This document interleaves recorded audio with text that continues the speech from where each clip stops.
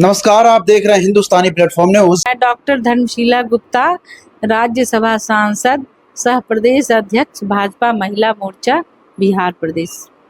Madam, 1 जून को voting होना है। उस वोटिंग के लिए लगातार जो है सभी पार्टियां अपने तैयारी में लगी हुई है, विपक्ष में हो या विपक्ष में। इसके लिए क्या बनेगी, क्या इस बार में क्या मुद्दा को लेकर के भाजपा सरकार जो है लड़ रही है चुनाव?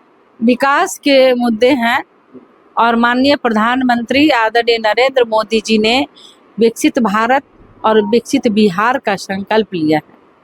तो पाटलिपुत्र लोकसभा और पटना साहिब लोकसभा के सभी सम्मानीय मतदाता बंधुगण से निवेदन करती हूँ, आग्रह करती हूँ कि 1 जून को पहले मतदान फिर जलपान, कमल के फूल पर बटन दबा करके आदरणीय रविशंकर प्रसाद जी को और आदरणीय श्री राम कृपाल यादव जी को भारी बहुमत से जिताकर देश के यशस्वी प्रधानमंत्री आदरणीय नरेंद्र मोदी जी को तीसरी बार प्रधानमंत्री बनाएं और विकसित भारत और विकसित बिहार में अपनी सहभागिता सुनिश्चित करें। विपक्ष का कहना है कि जो है हम जो लड़ाई लड़ रहे हैं ये रोजगार को लेकर के लड़ाई लड़ रहे हैं, माई बाप की लड़ाई लड़ रहे हैं। तो आपका क्या कहना है?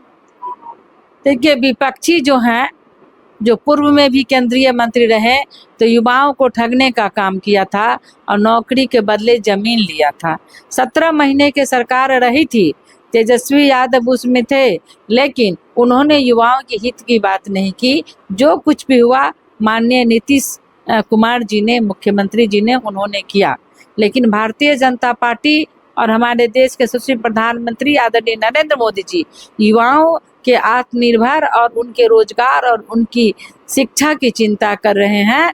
और मैं आपको बता दूं कि 27 लाख करोड़ पीएम मुद्रा राशि निवेश किए हैं माननीय प्रधानमंत्री जी ने, जिसमें 48 करोड़ राशि युवाओं के आत्मनिर्भर शिक्षा और बेरोजगारी के लिए उन्होंने दिए हैं।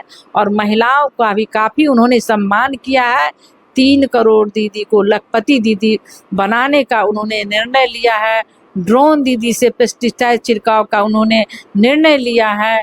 और नारी शक्ति बंधन अधिनियम के तहत 33% आरक्षण की शुरुआत उन्होंने बिहार से ही किया है।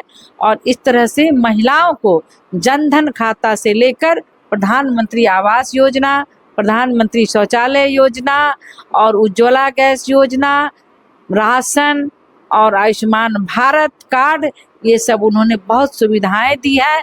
हमारी बहनें आज अंतरिक्ष, ओलंपिक से अंतरिक्ष तक जा रही हैं। और अग्निवीर में परमानेंट कमीशन उन्होंने किया है माननीय प्रधानमंत्री जी ने हमारी बहनों के लिए।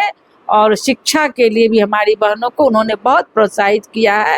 रोजगार के लिए, स्किल डेवलपमेंट के लिए बहुत सारे इस तरह से काम किए उन्होंने।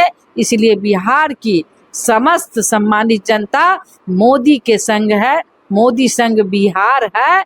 और एनडीए गठबंधन में 40 का 40 सीट हम जीत रहे हैं और केंद्र में हमारी फिर से तीसरी बार सरकार बन रही है।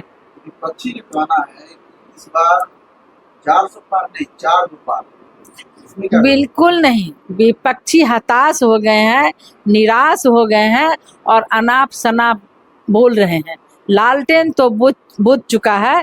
मैं आपको बता दूं कि राबड़ी जी मुख्यमंत्री थी, लालू जी थे मुख्यमंत्री, तो गांव में बच्चे डिबरी में पढ़ते थे और एक दिया में 10 बच्चे पढ़ते थे और डिबरी गिर जाती थी, लालटेन फूट जाता था। तो लालटेन फूट गया, लेकिन आदरणीय मोदी जी ने गांव में भी बिजली लगाया, आज झोपड़ी में भी उजाला किया उन्होंने।